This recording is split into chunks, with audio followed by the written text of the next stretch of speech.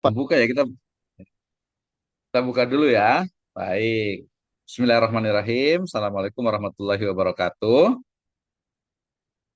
Waalaikumsalam. Waalaikumsalam warahmatullahi Alhamdulillahirrahmanirrahim. Waalaikumsalam Wassalatu warahmatullahi wabarakatuh. wassalamu ala asrafil anbiya'i wal mursalin. Habibana wa nabiyyana Muhammadin sallallahu alaihi wasallam. Wa ala alihi wa ashabihi wa man tabi'ahum bi ihsanin ila yaumiddin. Wa ba'd. Qala Allah Ta'ala fi kitabihil karim. A'udzu billahi minasyaitonir rajim. Bismillahirrahmanirrahim. Iqra bismi rabbikal ladzi khalaq. Khalaqal insana min 'alaq. Iqra wa rabbukal akram alladzi 'allama bil qalam. Wa qala Rasulullah sallallahu alaihi bil qalam ya. Wa qala Rasulullah sallallahu alaihi wasallam man salaka tariqan yaltamisu fihi ilman sahalallahu lahu bihi tariqan ilal jannah. Baik, terima kasih kepada seluruh mahasiswa di program studi Magister Pendidikan Agama Islam, Sekolah Tinggi Agama Islam Sirajul Falah Bogor. Ya, tadi saya baca Al-Quran khawatir salah nih, ini soalnya pada kiai-kiai semuanya nih ya, mohon maaf lahir batin. Baik, terima kasih. Masih di mata kuliah pengembangan sumber belajar dan media pembelajaran pendidikan agama Islam. Ya, sebuah mata kuliah yang mengkaji tentang bagaimana mengembangkan sumber belajar pendidikan agama Islam dan juga media pembelajaran ya pendidikan agama Islam. Alhamdulillah kemarin sudah ada beberapa yang sudah presentasi. Saya mohon maaf di awal-awal, terutama grupnya Bu Eti dengan Pak Taufik kemarin ya, waktu itu mungkin saya kurang komentar gitu ya, tapi intinya adalah bagaimana kita mengembangkan dari sumber belajar yang ada saat ini, kemudian juga media pembelajaran pendidikan agama Islam.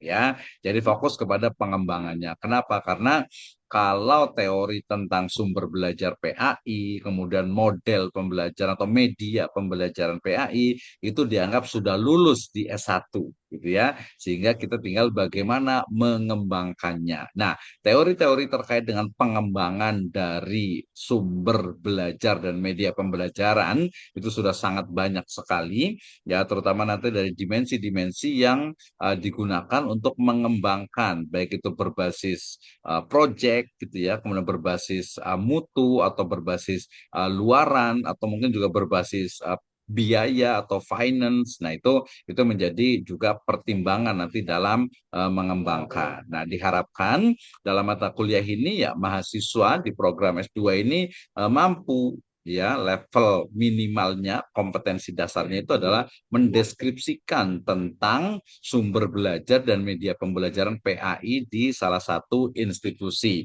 baik itu pesantren salafiyah ataupun juga sekolah Islam terpadu dan yang lainnya, gitu ya. Nah, jadi mendeskripsikan dulu. Kenapa harus mendeskripsikan? Karena kadang suka tertukar antara pendekatan pembelajaran, ya learning approach, kemudian model pembelajaran, learning models, kemudian juga metode pembelajaran, ya strategi pembelajaran, media pembelajaran. Kadang ini apa ini? Ini metode atau strategi atau media atau sumber nih, gitu ya. Itu perlu dipahami. Nah, kalau sudah paham berarti oke, berarti media pembelajaran yang dilakukan misalnya di Pondok Pesantren Salafiyah itu adalah ya medianya itu papan tulis ya, kemudian mungkin ada yang sudah pakai proyektor atau mungkin kitab kuning gitu ya. Kitab kuning itu kalau kontennya itu adalah sumber, tetapi kemudian kalau yang diletakkan atau yang dipegang oleh santri yaitu menjadi media gitu ya. Media kan itu memang medianya gitu ya. Nah, demikian juga nanti karena ruang lingkup kita itu adalah pendidikan agama Islam, maka ya secara spesifik adalah mata pelajaran PAI di SD, SMP, SMA, kemudian Quran hadis, akidah akhlak, fikih, sejarah kebudayaan Islam di MI, MTS, Aliyah. Termasuk tadi SMK juga ya. Dan juga di pondok pesantren termasuk kita juga diluaskan lagi menjadi madrasah diniyah gitu ya, kemudian TPQ, TPA gitu ya. Kemudian juga apa tadi pondok pesantren salafiyah, kemudian juga sampai kepada masjid ataupun juga majelis taklim atau mungkin juga jamaah Facebookiyah, jamaah digitaliyah gitu ya. Selama di situ ada unsur pendidikan agama Islam, tapi itu makna secara luasnya. Sehingga ya mata kuliah ini bukan hanya untuk guru, tetapi juga cocok ya, tetapi juga bisa digunakan oleh misalnya ada Al Ustadz Abdul Sengkang nih, Gurium nih, Masya Allah gitu ya. Bagaimana nih media nih agar suaranya itu betul-betul maksimal. Kan pasti pakai media gitu ya. Kecuali memang kalau Ustadz, nah, suaranya memang udah bagus, nggak pakai media juga udah bagus gitu. Tapi ada mic yang harganya tuh mungkin sudah ratusan juta kalau artis gitu ya. Itu memang suara dari yang sember gitu jadi bagus ya. Kalau sekarang pakai apa ya? Kalau di aplikasi itu bisa gitu ya. Nah itu sebenarnya juga bagian dari pilihan media. Betul tidak Ustaz Abdul Sengkang? Betul sekali, Pak Dokter. Betul, Ustaz betul, betul. Abdullah Sengkang lah saya panggilnya aja Betul ya. sekali. Atau enaknya gimana sih? Kayaknya saya Ustaz Abdullah kayaknya lebih ini ya sopan Ustaz Panggil, Abdullah ya. panggil Bang Sengkang aja. Ustaz Sengkang aja ya. Oke, nggak Iya, apa-apa iya. lah. Gak usah pakai Oke, Ustadz. nah nanti kita bisa diskusi. Kita tadi sampai Baik, baik. kepada bahwa jadi gini, sebenarnya semua mata kuliah yang sudah disusun di Magister Pendidikan Agama Islam itu bermanfaat tidak hanya di sekolah tapi juga di masyarakat. Ya, misalnya kurikulum, kita luaskan lagi kurikulum mau di mana saja, yang penting ada Islamnya di situ gitu ya. Sampai mungkin kurikulum PAI di penjara misalnya. Maksudnya kurikulum pendidikan agama Islam yang diajarkan di ya penjara. Saya banyak teman ya, misalnya di Singapura, kemudian juga di Malaysia, kemudian juga di Indonesia. Misalnya ini kan jadi ustadz nih, kemudian diundang nih, ya seorang ustadz diundang untuk ceramah di penjara ya, di penjara ya, lembaga pemasyarakatan. Kemudian dengan semangat dia bilang, apa misalnya jamaah sekalian kita harus menghindarkan segala dosa, segala kejahatan. Wah, ya udah berarti memang udah dalam tanda petik itu jahat, udah di penjara gitu ya. Jadi jangan bicara itu lagi, udah jelas gitu ya. Nah, itu juga perlu dari sisi apa materinya. Kemudian dari sisi medianya, wah ini penting sekali. Dari sisi sumbernya juga gitu, dari sisi misalnya strateginya banyak ya. Kemudian kalau mata kuliah kita ini adalah dari sisi sumber dan media pembelajaran. Banyak sekarang kayaknya hampir semua masjid itu pakai pakai proyektor, pakai infocus, pakai TV layar lebar, layar TV ya rata-rata sekarang ya. Kalau proyektor agak ada sih, ada juga banyak juga yang pakai juga gitu ya. Tapi ya TV layar lebar dengan itu, nah itu pasti akan apa namanya menjadi ini medianya efektif tidak nih gitu ya. Kemudian juga apa soundnya, sound systemnya, ada termasuk juga nanti dari sisi sumbernya. Jadi sumber PI-nya itu kayak gimana sih misalnya, wah ini kayaknya agak sedikit ini nih agak sedikit sensitif nih gitu ya.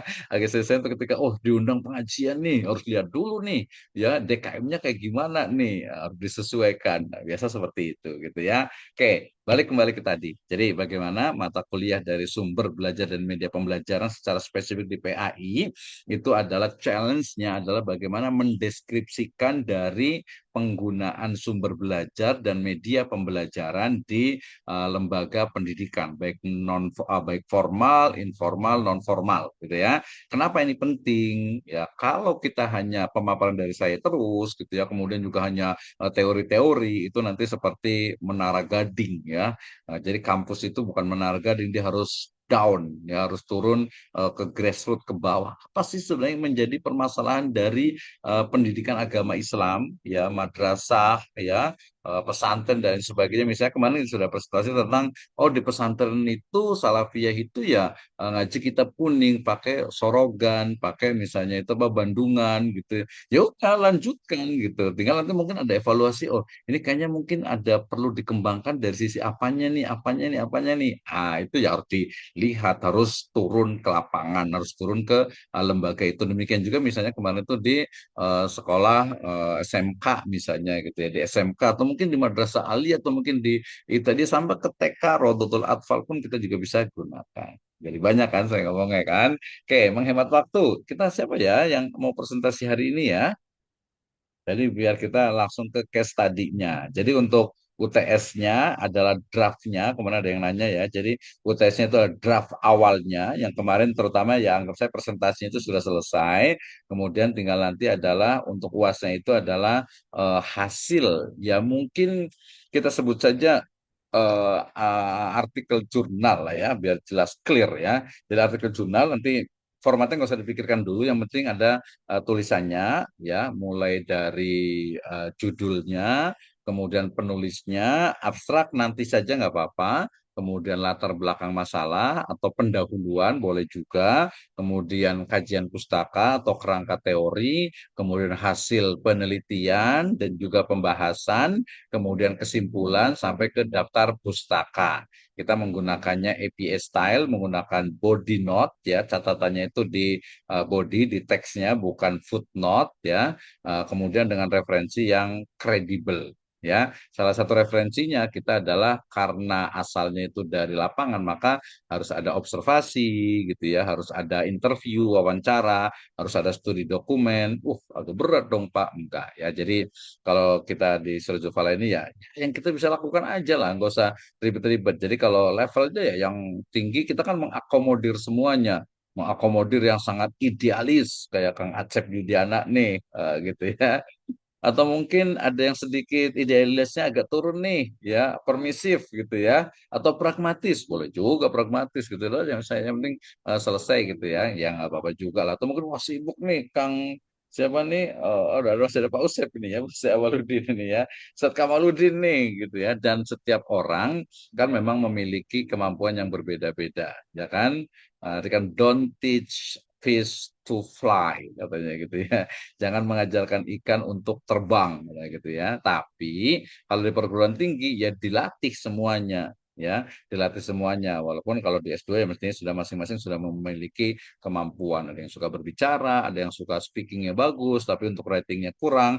Ada juga yang writingnya bagus, kemudian mungkin speakingnya kurang. Ya kita saling melengkapi, minimal ada istilahnya itu kompetensi dasar yang bisa dikuasai. Ya nulis minimal bisa lah, tahu pengalaman gitu ya.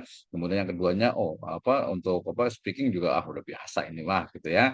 Nah, itu sudah terbiasa. Baik, untuk koordinatornya ini kan Pak Ustadz Taufik ya, Ustadz Muhammad Taufik Fathur Razak. Gimana Jadi hari ini siapa yang mau presentasi? hari ini kelompok 6 dan 7 ada Bu Siti Qoniah, ada Pak Muhammad Jalal, ada Pak Ruli Septi Hadi, ada Pak Ashabul Kahfi, ada Bang Reva sama Pak Diki Rahmat Ilahi. Oke, luar biasa sekali. Ada berapa kelompok, Ustadz Taufik? Kan Pak Dokter bilangnya satu kali pertemuan 2 kelompok. Iya, boleh ya. Dua, kalau tiga juga nggak apa-apa gitu ya. Karena kan kita pertemuan tuh 2 pekan lagi, nanti lama lagi gitu ya. Oke, menghemat waktu, saya persilahkan. Pak Ustadz Taufik juga belajar jadi moderator juga nih ya. Atau langsung juga nggak apa-apa nih. Kan ketua kelas biasanya ada privilege gitu ya. Ya Pak Oke, Dok, silakan. silakan. Insya Allah kelompok kita dulu ya, kelompok 6, Pak Iya, Dokter. boleh. Jangan jangan pakai kita, tapi kami Oh, gitu kami. ya. Nah, nu Ustaz. Ya, silakan kelompok kami terlebih dahulu. Ini langsung bisa Kalau dibagikan layar, Pak Dokter. ya langsung aja kayaknya bisa Langsung otomatis. ya. Kalau mau Bisa ya. bagus, pembagian layarnya itu pakai advance ya, advanced ya. Kemudian pilih Hmm. PowerPoint as a background. Itu akan lebih bagus lagi. Ya, terima kasih Pak Ahmad Fahrurema. Hati-hati di jalan. Masih pakai helm tuh. Anda saking semangatnya nih. Ya silakan. Tadi bisa kan? Hmm. Oke, Hmm. Pak Ruli Septa Hadi, silakan. Dari tampilannya oke lah, sangat bukan minimalis, elegan, bagus ya. Tapi agak rasa-rasa agama ini biasanya itu. But no problem, please, your time. Tapi nggak ada namanya di depannya ya. Kita lihat nama berikutnya ada namanya nggak nih? Oh, Taruh, Pak Dokter. Oke, nggak apa-apa Pak Ruli, santai aja lanjut. Jadi ingat ya, kita itu satu kelas, satu angkatan, satu keluarga besar. Pokoknya ya semua yang ada di sini itu adalah rahasia kita baru nih, ya rahasia kita. Jadi kita bareng-bareng belajar, gitu ya. Jadi nanti jangan sampai ada, aduh saya nggak bisa nih bikin PowerPoint-nya nggak bagus nih, aduh ngomongnya saya juga masih, ya nggak, namanya juga kuliah, memang ini tempatnya untuk belajar. Gitu kalau udah pinter mah ya nggak usah kuliah lagi, langsung lulus dong gitu ya. Pak Ustadz Sengkang juga harus lulus nih langsung nih harusnya nih ya. Cuman agak lambat dikit nih kemarin, jadinya harusnya udah wisuda nih tahun sekarang nih. Ya, oke tahun besok lah insya Allah. Silakan Pak Ruli, mangga. Nggak bisa dikebawain ya, Pak Dokternya. Dia bisa ini pakai advance ya. Mm-mm. Tinggal di pakai enter aja atau diklik yang bagian bawah ada panah kiri kanan.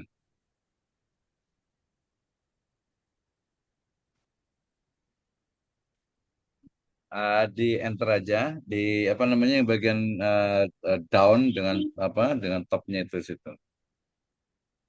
A- Atau kalau enggak, bisa sih sebenarnya harusnya itu pakai biasa aja, share screen aja. Di share screen saja, kemudian langsung di kiri kanan aja. Pak Dokter, sehat? Ayo lanjut lanjut. Oke Pak, ada Pak Dokter Edi. Ya langsung aja nggak apa-apa, mudah-mudahan bisa.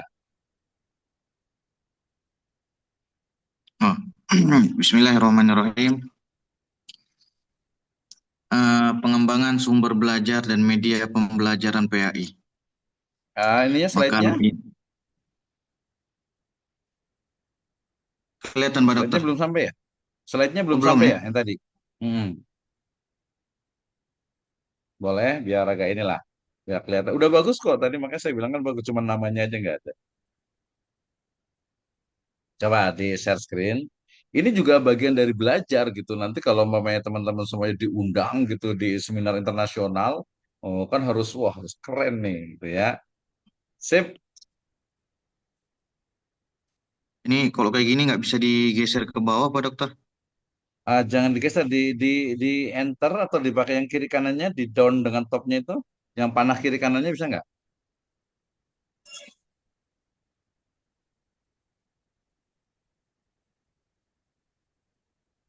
Nggak bisa Pak Dokter. Atau diinikan aja di apa? Jangan full screen, jangan full screen.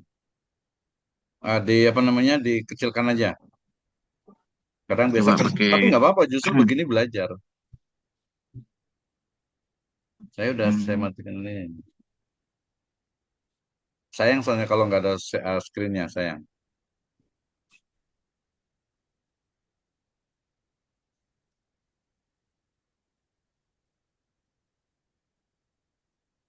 Bisa atau kirim ke saya ya.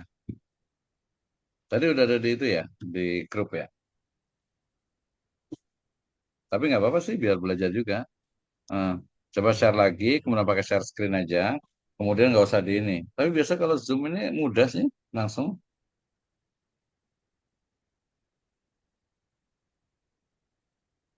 nggak bisa. Kayak sip. Hmm. Nah ini pakai layarnya Ibu Siti Koni Pak Dokter. Ya nggak apa-apa, bagus. Silakan, lanjut.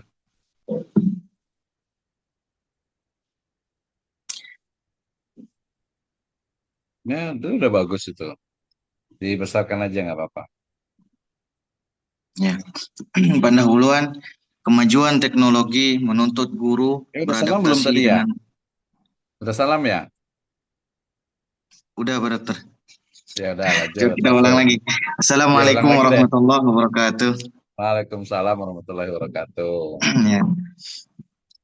Kami dari kelompok 3 yaitu Ibu Siti Koniah dan Bapak Muhammad Jalaluddin Alwi akan mempresentasikan eh, tentang pengembangan PAI. Pengembangan sumber belajar dan media. Oh, yang mana dulu nih Bu Siti? Ayo lanjut. Pengembangan sumber belajar dan media pembelajaran PAI. Makalah ini disusun guna memenuhi tugas mata kuliah pengembangan sumber belajar dan media pembelajaran PAI.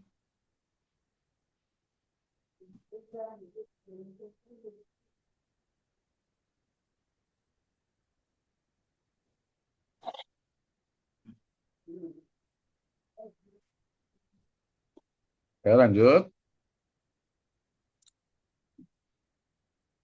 Pendahuluan, kemajuan teknologi menuntut guru beradaptasi dengan sumber dan media pembelajaran yang sesuai perkembangan peserta didik. Pendidikan bertujuan meningkatkan nilai sosial, budaya, moral, agama, serta menyiapkan peserta didik berkualitas dan berakhlak mulia.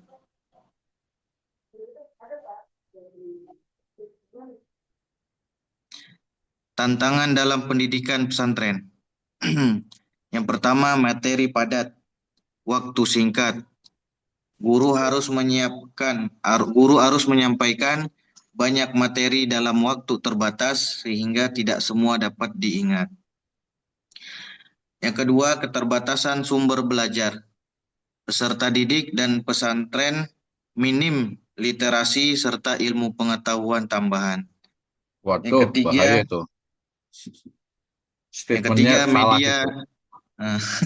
Ya, Yang lanjut. ketiga, media monoton. Pembelajaran tatap muka cenderung membosankan dan mengurangi efektivitas ilmu yang diajarkan.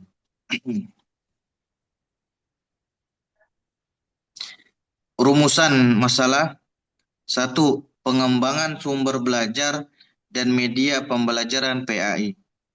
Apa itu pengembangan sumber belajar dan media pembelajaran PAI? Yang kedua, profil Pondok Pesantren Banat Al-Falah Bogor. Bagaimana profil Pondok Pesantren Banat Al-Falah Bogor? Nanti akan dijelaskan di bawah. Yang ketiga, implementasi pengembangan. Bagaimana pengembangan sumber belajar dan media pembelajaran PAI di Pondok Pesantren Banat Al-Falah Bogor.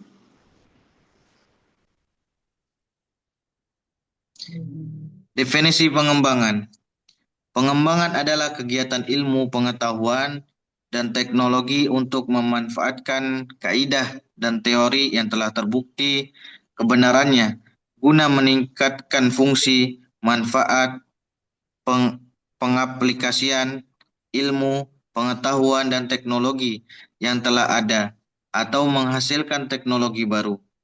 Pengembangan sumber belajar PAI adalah segala sesuatu yang dapat digunakan untuk memperoleh pengetahuan, keterampilan, dan pengalaman tentang agama Islam.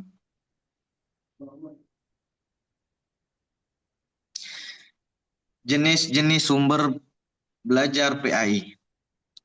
Buku dan kitab agama atau Al-Quran, hadis, dan kitab-kitab lainnya. Guru atau ustadz, pemberi pengetahuan dan keterampilan agama Islam. Kemudian media elektronik, bisa pakai video, audio, dan internet. Berikutnya lingkungan sekitar, masjid, sekolah, dan masyarakat. Pengalaman pribadi, pengalaman diri sendiri maupun orang lain.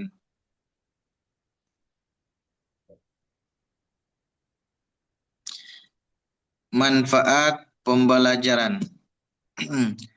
Proses belajar mengajar menjadi mudah dan menarik.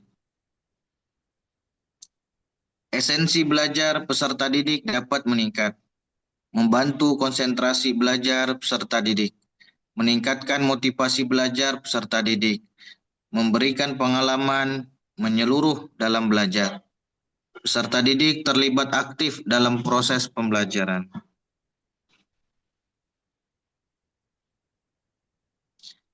Profil Pondok Pesantren Banat Al-Falah Bogor.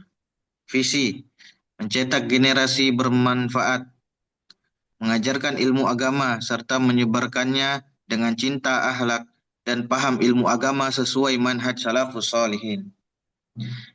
Misi: santri menghafal Al-Quran dengan tenang, belajar ilmu agama sesuai manhaj salafus sholihin, mengembangkan bakat dan minat, memahami dan mengajarkan ilmu agama, meneladani dan mempraktekkan akhlak mulia, berperilaku baik dimanapun.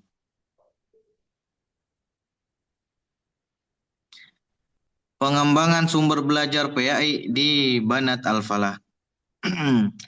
Kitab-kitab pesantren, beragam kitab sesuai tingkatan, asasi hingga i'dadi.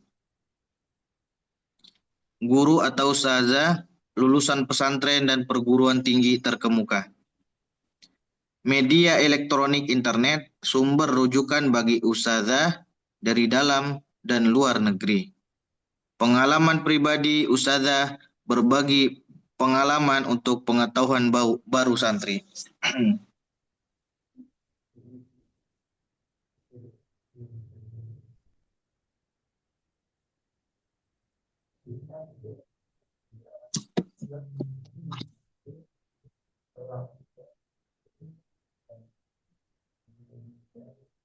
Ya, lanjut.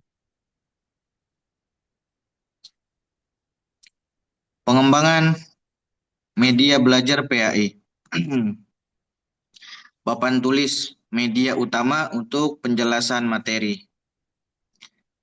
Lagu digunakan untuk kelas dasar asasi agar lebih menarik.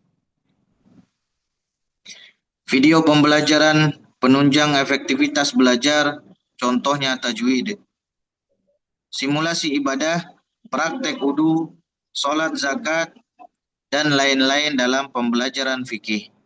Drama, efektif untuk pelajaran sejarah kebudayaan Islam.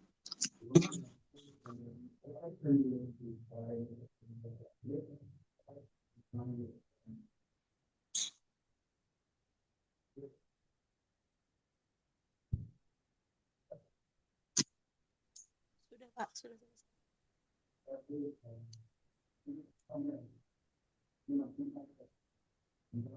Oke, lanjut. Ada gangguan?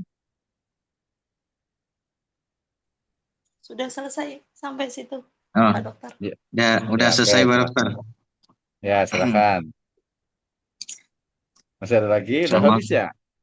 Udah Pak Dokter. Oke, baik. Terima kasih. Silakan di stop ininya, share screen-nya. Biar kelihatan nih. Terima kasih Pak Ruli Sedikit Septa ingin Hadi ya, luar menambahkan, biasa. Dokter. Iya. Cuma Pak Ruli nggak kelihatan nih gantengnya nih. Nggak Mohon, kelihatan ini yang mana ya. Oke. mohon izin, Dokter, sedikit menambahkan terkait presentasinya. Ya, boleh. Apa aja Muhammad Jamaludin silakan Ya, tambahkan. mohon maaf ini belum apa namanya laptopnya nggak ada kameranya jadi Ya, udah lanjut. ya eh sedikit menambahkan dan sebelumnya juga mohon maaf atas kekurangan dari presentasinya karena it's really this is from agama. It's So okay. Go on. ya, masih banyak kekurangan dari ini. Saya sebagai pembuatnya memang kemarin really hectic. Jadi eh, menggunakan apa namanya ya semacam media yang diberikan oleh dunia saat ini untuk mempermudah apa namanya pekerjaan dan yang lainnya.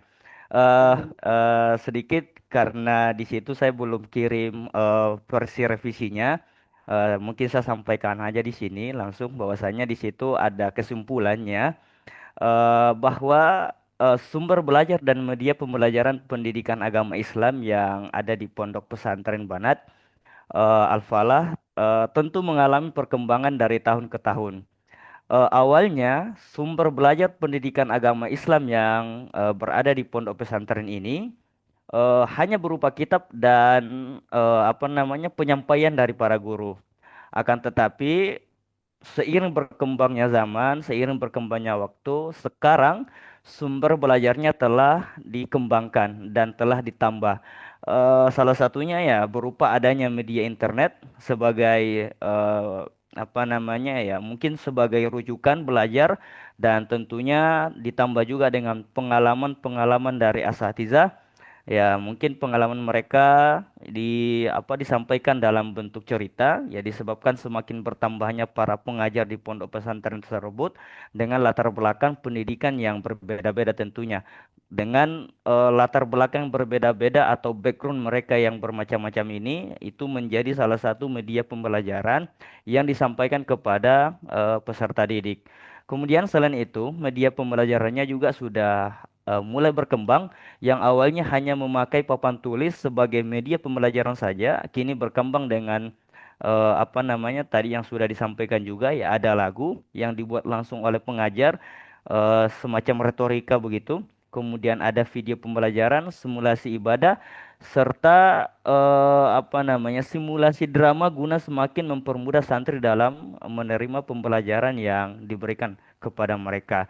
Ini semuanya telah dikembangkan tentunya apa namanya sesuai dengan perkembangan zaman juga agar para santri-santri itu tidak apa namanya bisa melek dengan perkembangan zaman karena yang kita tahu dan notabene-nya ya sebelum-sebelumnya bahwasanya ya pesantren-pesantren khususnya pesantren-pesantren yang belum modern itu banyak yang mohon maaf dalam tanda kurung ya terlalu apa namanya agak gaptek dengan dunia-dunia digital sehingga saat ini perkembangan media itu tentunya dilakukan juga perkembangan kepada atau yang diimplementasikan yang ada di pesantren Banat ini. Itu mungkin kesimpulannya dokter. Dan mohon maaf sekali lagi karena belum tercantumkan di situ ya. Wa jazakumullah khairan ahsanal jaza. Oke, terima kasih Ustadz Muhammad Jalun Alwi, luar biasa sekali ya. Tadi sudah agak terjawab sih, memang tadi menambahkan jawaban dari materi hari ini ya. Baik, terima kasih untuk Ustadz Muhammad Jalun Alwi, Ustadz Rusli Septa Hadi, dan juga tadi dengan Ibu ini ya, dengan Ibu Siti Koniatun atau dengan siapa nih satu lagi nih? Ya, ada yang mau disampaikan nggak? Oke, oke, Pak Hartoy, terima kasih banyak ya. Silahkan, boleh lanjut ya. Baik, nah pertama, jadi untuk materi atau mata kuliah ini memang tadi kan sudah ada lokasinya, yaitu di Pondok Pesantren Banat, apa ya, Al-Falah tadi ya. Al-Falah Bogor dokter. Pondok Pesantren apa? Pondok Pesantren Banat, Al-Falah. Al-Falah Bogor. Iya, Banat itu kan putri ya.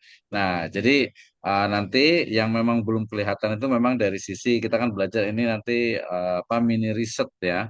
Jadi penelitian simple lah gitu ya, di mana kita melihat bagaimana sebenarnya penggunaan dari media apa media pembelajaran, penggunaan sumber belajar gitu ya, sehingga nantinya kita akan tahu apa yang harus dikembangkan dari pembelajaran PAI di Pondok Pesantren Banat tersebut gitu ya. Nah, berarti tadi pertanyaannya nggak usah tiga, dua saja ya. Pertanyaannya dua saja ya. Yang pertama adalah bagaimana pelaksanaan atau lebih tepatnya bagaimana penggunaan sumber belajar dan media pembelajaran pendidikan agama Islam di pondok pesantren ya Banat tadi itu ya. Jadi itu saja yang pertama. Yang kedua adalah bagaimana pengembangan. Jadi mengembangkannya bagaimana setelah kita sudah mampu untuk mendeskripsikan apa nih usulan-usulan dari tim untuk mengembangkan dari sumber dan media pembelajarannya. Ini sama ya seperti kemarin siapa nih Pak Cebidiana, kemudian juga Pak siapa lagi yang ada di sini nih Pak Taufik juga ya. Pak Kusma Gumarang juga sama ya. Terus tadi yang pertama itu agak sedikit tertukar nih antara metode pembelajaran gitu ya dengan media pembelajaran atau mungkin juga dengan sumber belajar. Nah, itu kan berbeda. Jadi yang kita fokuskan itu adalah hanya pada sumber belajar dan media pembelajaran. Nah, sehingga kemudian pertanyaan pertama adalah bagaimana penggunaan. Jadi bagaimana mereka sumber belajarnya itu apa saja, media pembelajarannya itu apa saja gitu ya. Setelah itu baru dianalisis, setelah dianalisis baru kita kembangkan. Ya analisisnya pakai analisis yang simple-simple saja lah ya, bisa pakai SWOT juga bisa, analisis dampak juga bisa gitu. Yang pasti kita melihat saja dari sisi oh ternyata memang penggunaan seperti itu, kemudian efektif atau tidak, oh sudah efektif, sudah bagus, berarti tinggal ditingkatkan kembali. Ah, seperti itu ya. Jadi di Pondok Pesantren Banat ini nanti PAI-nya juga dibatasi saja, tidak usah PAI secara keseluruhan apalagi di pondok pesantren ya. Jadi pilih saja satu subjek ya, satu mata pelajaran yang memang kaitannya dengan lebih spesifik itu ke PAI ya. Misalnya di sana ada sekolah formalnya tidak, Ustaz Ruli dengan Ustaz siapa? Satu lagi, Ustaz Jalaluddin. Ada sekolah formalnya nggak? Izin aja, Pak Dokter. Bu Siti gimana? Ada? Di sini sekolah umumnya pakai paket, Pak Dokter. Oh, pakai paket. Dan Sebenarnya kalau mau paket juga bisa sebenarnya. Paketnya itu dia dan, masuk istilahnya itu aktif atau mungkin hanya tambahan saja. kalau sekolah agamanya itu ada tiap hari Senin sampai Kamis, tapi kalau untuk pelajaran umum itu ada hari Ahad. Ya udah, jadi yang pelajaran agama saja. Pelajaran agama apa saja adanya? Mata pelajaran apa saja? Senin sampai Kamis itu ada mata pelajaran fikih, Mhm. sejarah Islam, akhlak, tajwid, hadis, tauhid. Oke, pilih tiga aja antara sejarah, kebudayaan Islam, kemudian fikih, kemudian tauhid. Pilih satu saja ya yang mereka menggunakannya. Ya kalau tiga-tiganya sih sebenarnya bisa, tapi kebanyakan gitu ya. Jadi nggak spesifik malah. Lebih baik nanti judulnya, judulnya langsung nih. Judulnya dari challenge hari ini adalah eh, pengembangan sumber belajar dan media pembelajaran mata pelajaran fikih ya, fikih misalnya ya, mata pelajaran fikih di Pondok Pesantren Banat Al-Falah Bogor. Nah, seperti itu. Jadi spesifik ke satu mata pelajaran. Nah, nanti siapa gurunya, siapa ustadz atau ustazahnya, kita wawancara. Nah, sekali-kali datang ke sana gitu biar ada tahu, oh ini data realnya seperti ini. Jadi kebetulan mata kuliah kita ini memang base-nya, berbasisnya itu adalah di lapangan. Kenapa? Tadi saya katakan di awal, kalau hanya teori ya mudah saja ya bagaimana teori pengembangan, kemudian bagaimana misalnya teori sumber belajar gitu. Tapi kan kita ingin juga bagaimana sebenarnya keadaan lembaga pendidikan Islam di masyarakat ya. Kalau sudah tahu oh penggunaan sumber dan medianya begini, oh berarti ada yang kurang nih. Bahkan mungkin dari mereka sendiri gitu ya. Dari mereka sendiri artinya iya Pak, ini memang kurang ini harusnya diperbaiki Pak, ada perlu ada pengembangan. Nah, baru kita masuk tuh.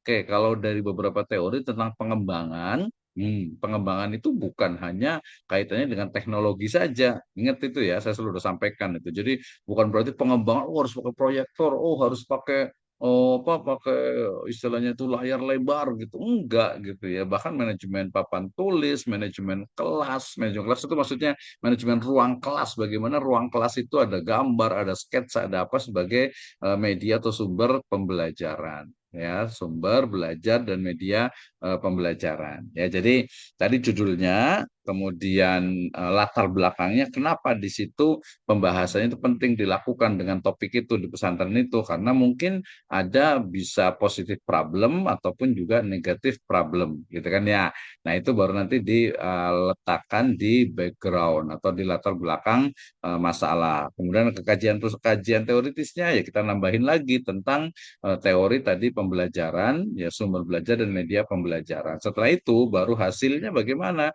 Ya apa adanya yang ada di sana. Bagaimana sih sebenarnya datanya diambil dari mana? Dari observasi, dari wawancara, dari studi dokumen, ya ada foto-fotonya, mungkin ada videonya gitu ya untuk lihat oh ternyata memang seperti ini penggunaannya. Dan tadi saya katakan juga jangan tercampur dengan metode atau pendekatan atau model gitu ya, tapi kepada sumber belajar dan media pembelajar. Nah, itu ya.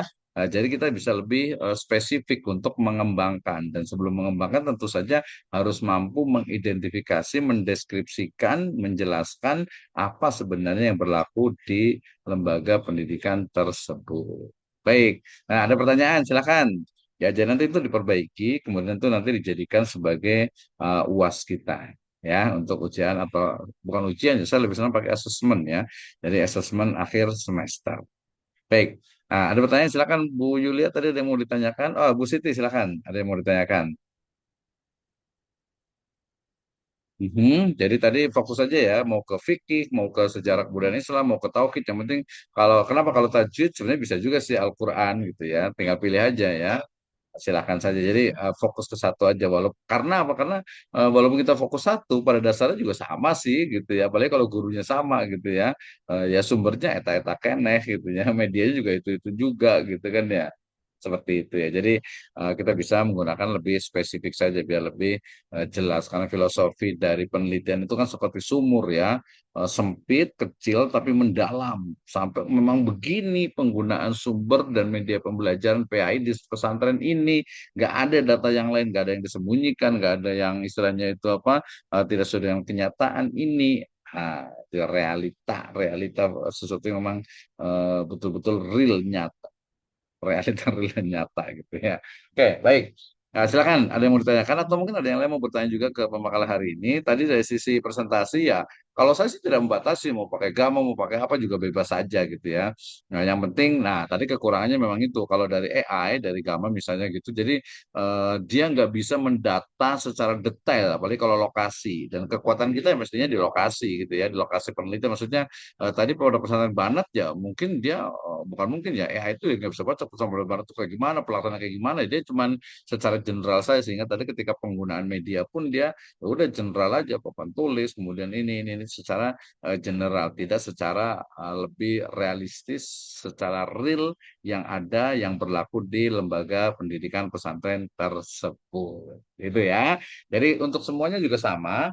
Jadi masing-masing kelompok membuat sebuah materi ya dengan judul pengembangan sumber belajar dan media pembelajaran pendidikan agama Islam, boleh lebih spesifik mata pelajaran tertentu, kemudian lokasinya ditentukan ya, kemudian juga datanya itu harus kredibel, harus bisa dipertanggungjawabkan. Pak Kamaludin udah mau komentar nih. Silakan Pak Ustadz Kamaludin, mangga.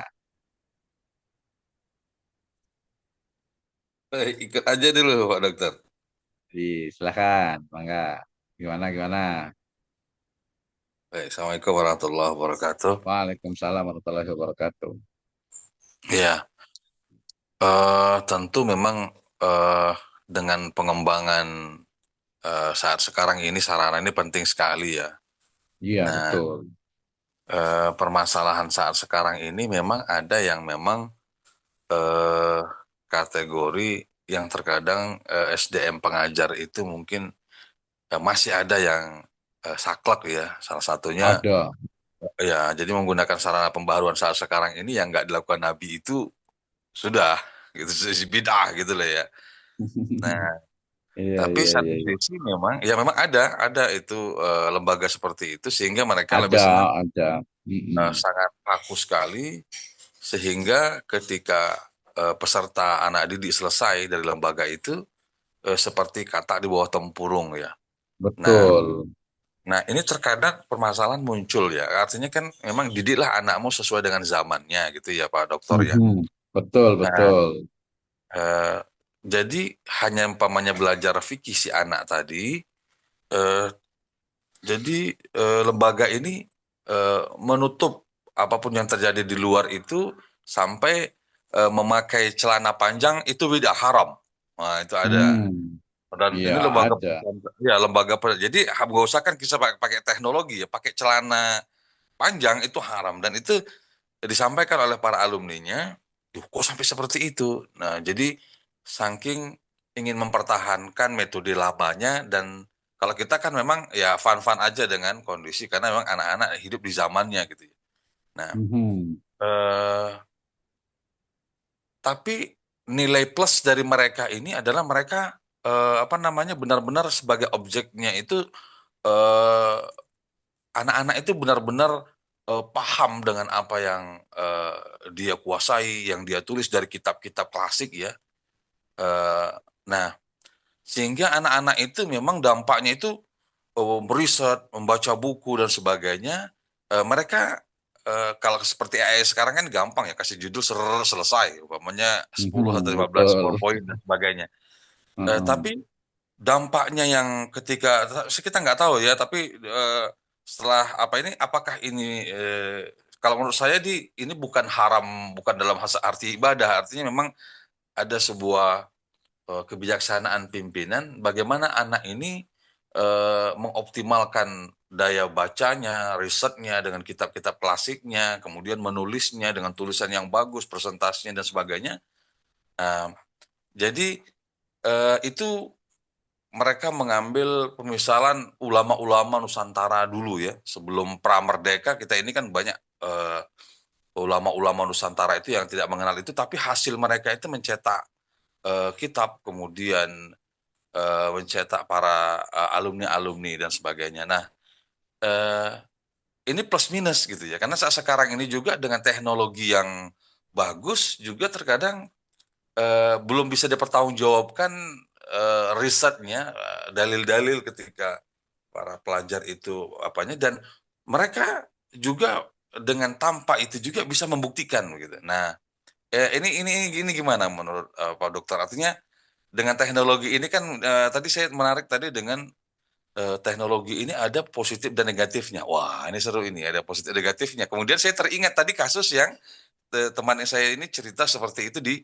pesantrennya seperti itu. Tapi memang mereka dari segi riset kemudian ilmiah dan sebagainya itu sangat-sangat wah ini keren banget ini gitu. Nah, dengan kondisi sekarang ini bagaimana menyiasatinya ini Pak Dokter gitu. Jadi kan maksudnya mau Oke. kita masuk gitu gak usah kan teknologi celana panjang pun haram gitu.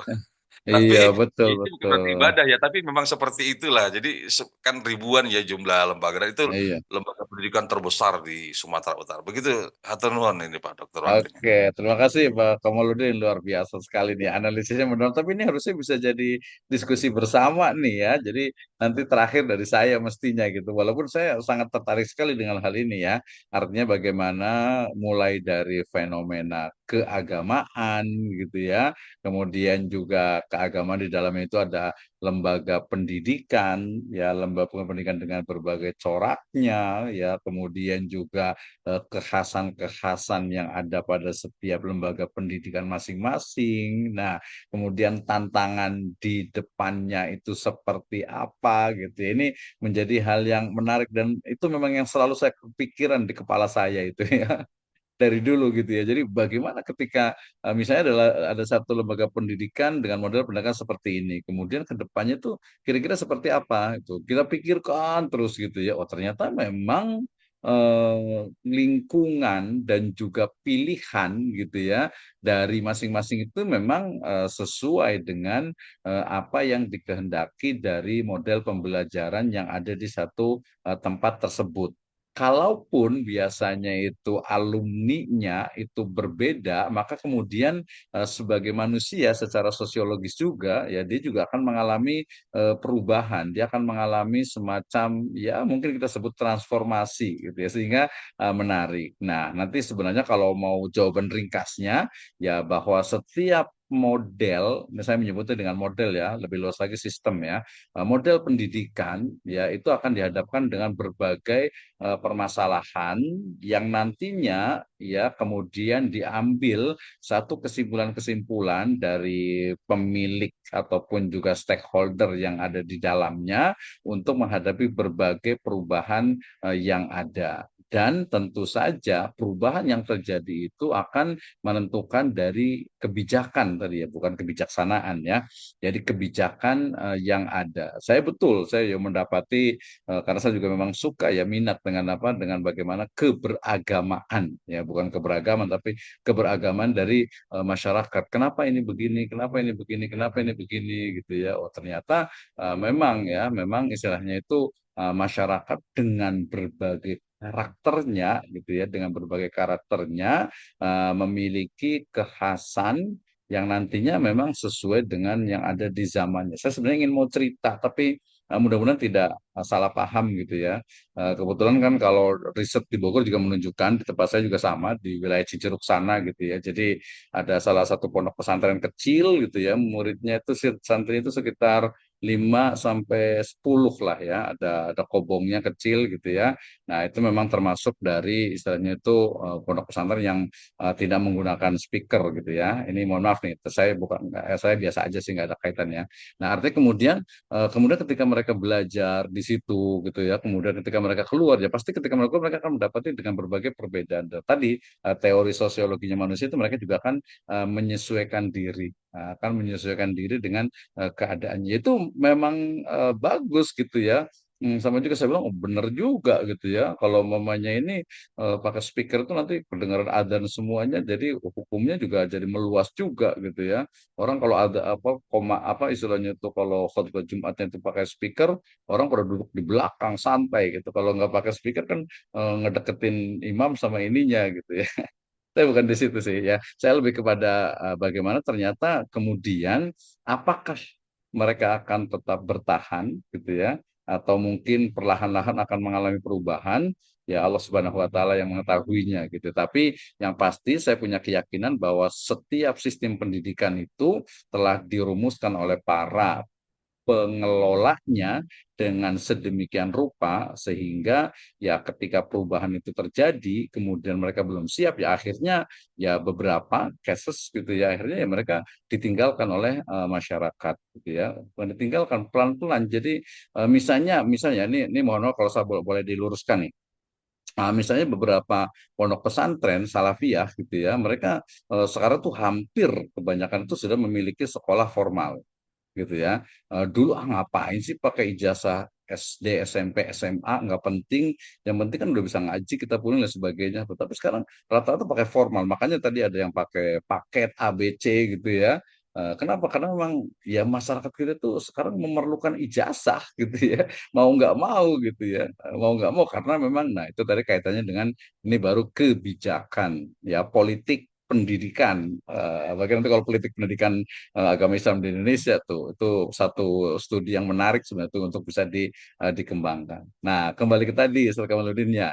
Jadi kalau saya lebih senang memang melihat ya apa bahasa biarkan semua berjalan seiring nafas-nafas kehidupan.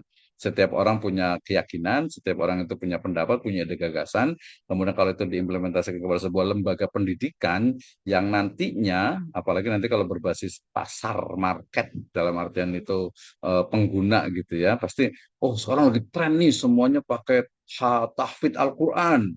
Oh semuanya pakai bahasa Arab ya memang ya itu sih namanya juga pesantren ya tahfidz bahasa Arab kita matan gitu ya hafalan kemudian sanadnya harus bersambung ya iyalah memang seperti itu gitu nanti mungkin ada inovasi-inovasi yang lainnya gitu ya. Nah kita sendiri dalam penelitian misalnya kita mau buat sebuah penelitian nih di satu pesantren atau sekolahan kemudian ternyata pindah ke pondok pesantrennya enggak kita begini aja ya sudah enggak boleh kita apa istilahnya memaksakan diri ya beda lah memang kebijakannya seperti itu ya kita cari lembaga tempat lain yang memang mungkin oh iya kayaknya ini perlu dikembangkan apanya nih gitu ya.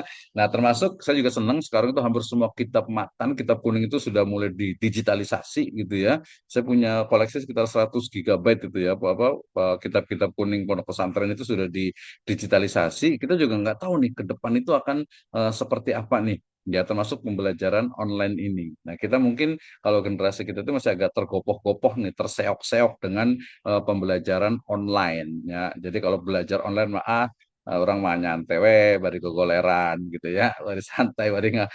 Kalau ngopi sih boleh ya. Jadi mindset kita juga kadang masih belum berubah. Padahal bisa jadi generasi ke depan itu pembelajaran itu online. Ada teman itu di orang Maroko, tapi tinggal di Indonesia, anaknya itu SMA di USA, di Texas gitu ya, online gitu ya. Aduh, gimana? Memang udah eranya begitu, tinggal mindset kita gitu ya. Nah, jadi sekarang lebih kepada penguatan terhadap karakter dari masing-masing ya lembaga pendidikan.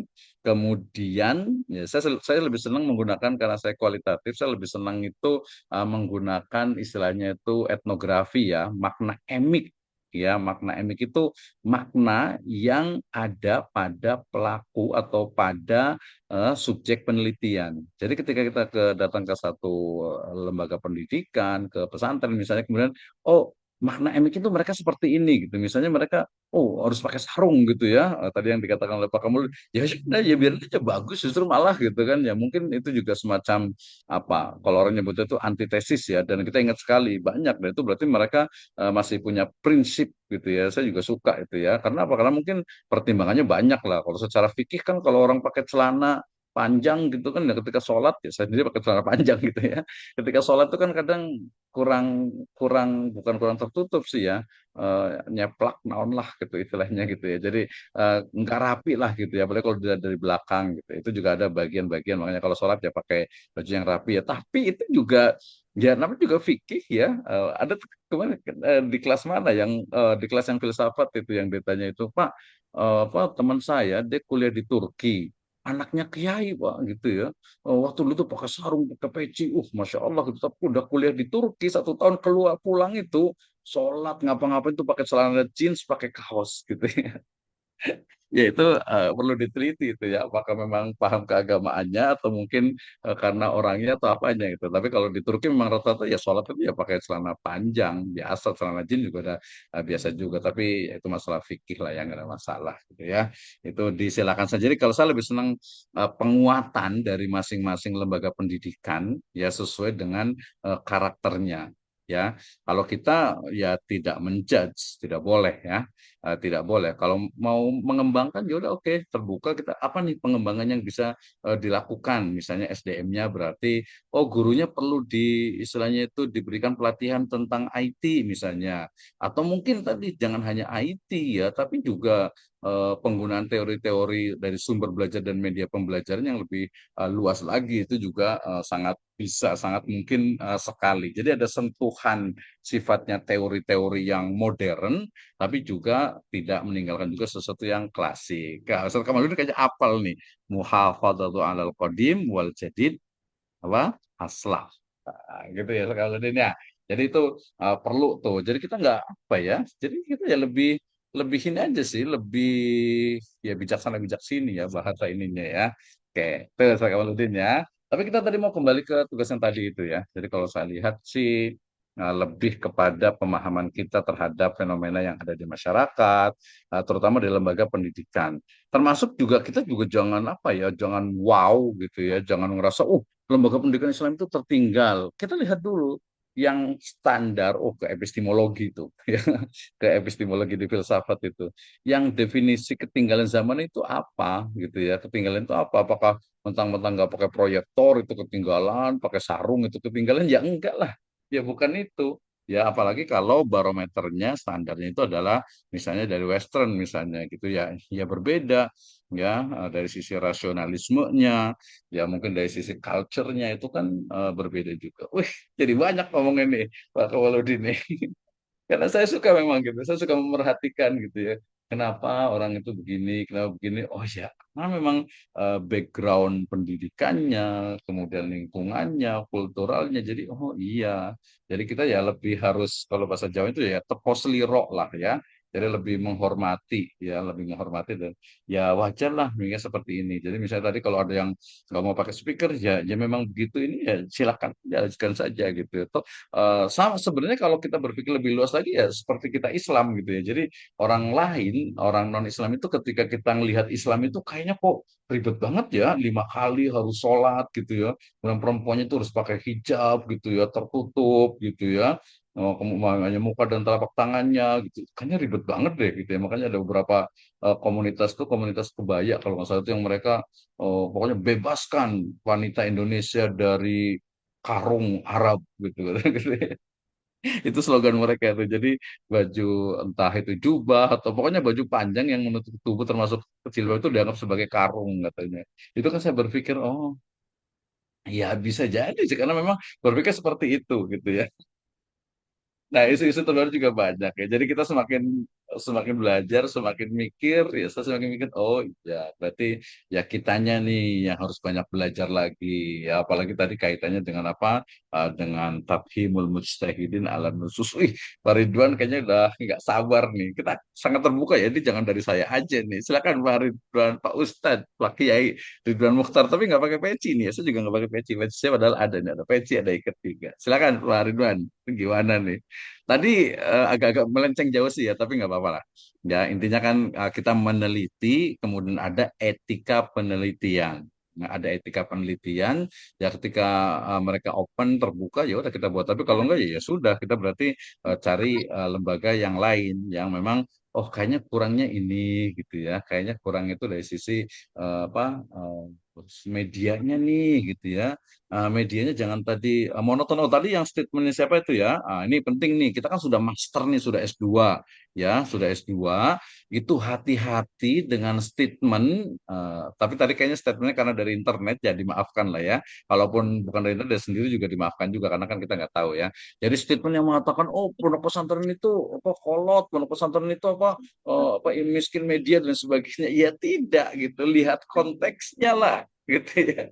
Kemudian pondok pesantren itu pokoknya nggak ada inovasi dan sebagainya, ya tidak gitu ya. Ya karena melihatnya itu dari sisi ya mungkin tadi teori-teori Western atau teori-teori sekarang ini yang namanya definisi modern dan lain sebagainya. Jadi hati-hati ketika kita itu mengeluarkan statement, apalagi tidak ada argumentasi, tidak ada dasar penelitiannya. Kalau saya misalnya mengatakan kualitas guru madrasah MTS di Kabupaten Bogor mengalami penurunan.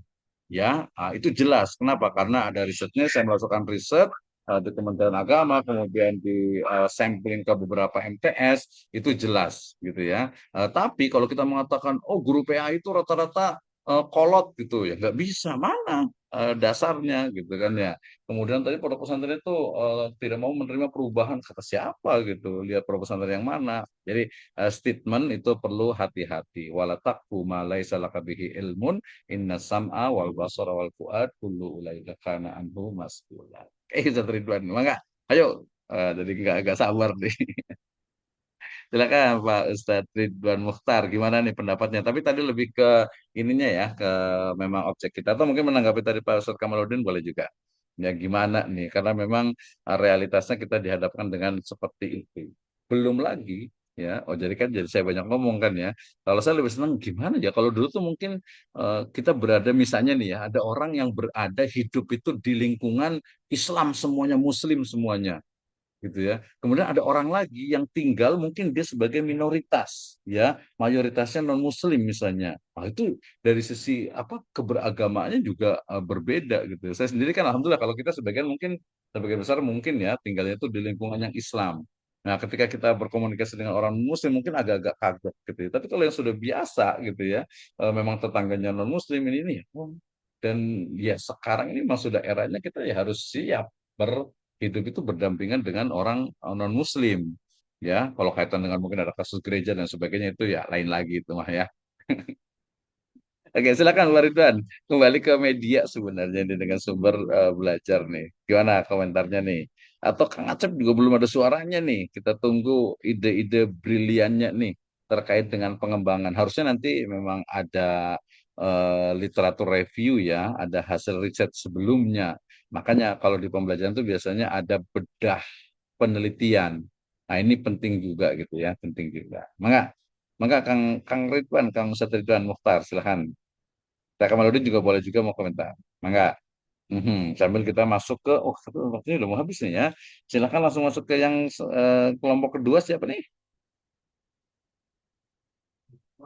Yang kelompok kedua siapa? Fotonya kan dua sama Bapak Bupati Bogor ya. Oke, terima kasih Kang Ustaz. Lanjut. Pak Ustaz Taufik mana nih? Ustaz Taufik kelompok kedua udah siap, silahkan. Kelompok selanjutnya itu ada Pak Ashabul Kahfi, Bang Repa sama Pak Diki. Udah ada belum ya?